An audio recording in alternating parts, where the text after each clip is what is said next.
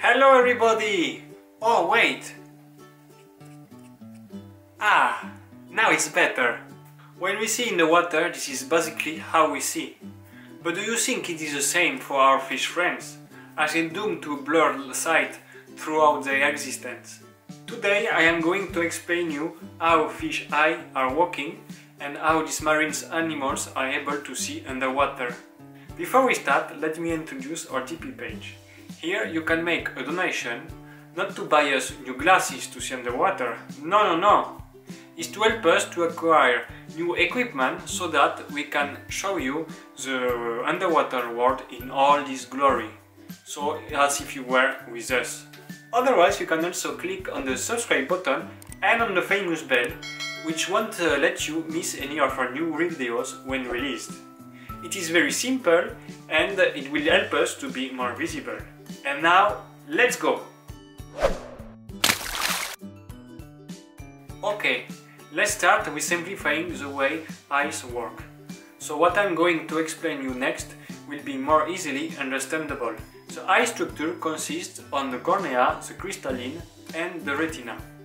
When the light reaches our cornea, it is refracted through the crystalline, and then an image can appear on our retina. To see a clear picture, the rays must converge on the retina. Depending on the distance at which the object is located, the crystalline is able to change shape thanks to its elasticity, and consequently the capacity to converge the ray on the right place. It can become flat if the object is far, or it can be rounded if the object is close. The refraction is due to the refractive index of light, which is an indicator of how fast the light is traveling through a medium. It is lower in the air than in our eyes, thus it causes a change in the ray's angle. On the other hand, our sight looks completely different underwater since the refractive index is higher and almost identical to that of the eye. Light rays are hardly refracted, and the crystalline cannot get round enough to let the rays converge on the retina. So that's why our vision is blurred underwater. Alright, but what's about fish sight now? Let's have a look at the structure of the fish eye. It has a cornea, a crystalline and a retina. Hey, but it's the same as our eyes. Yes, but there is a small difference that changes everything. The crystalline is rounded and not elastic, so it cannot change its shape. In addition, it is bigger than ours. Therefore, it can refract light much more efficiently. What does it mean? Well, our fish friend can see very clearly if it is close to the object. As the lens is non-deformable, the fish has to adjust its position itself to see clearly. If it is too far, its vision will be blurry like ours. This is why colors play an important role in the vision of the fish. Take a look at our Drops video about fish coloring. It is a great expansion to this video. Fish distinguish color contrast to spot predators or even prey.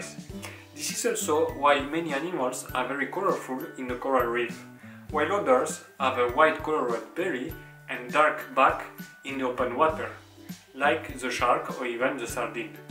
By having the same color as their environment, these fish are no longer in contrast in the landscape, and so are almost invisible to the eyes of the other fish. This camouflage is called countershading. Finally, the position of the eyes is also very important for the fish. Let's see why. Most predators, such as the painted comber and the grouper, have their eyes positioned in the front of their head. As you can see in this diagram, they have an expanded 3D view in front of them. Here it is represented in blue. The efficiency of their vision is lower in the right and left sides. On the other hand, they have a blind spot behind them. It's not a necessary spot because, being predators, they don't need to watch their back. They are always looking straight ahead in search of prey. Non-predator fish instead has their eyes positioned on the side of their body, in order to always have an eye on an incoming predator. Like this, when they are escaping, they don't need to turn their head to check if the predator is there. By contrast, their 3D vision is reduced, but with a higher general angle of view. To sum up, sight is not a very reliable sense for fish. since it can fool them quite easily. Luckily, there are many other sophisticated tools to perceive the environment, but we will talk about them in other episodes. So, see you the next week, girls and guys!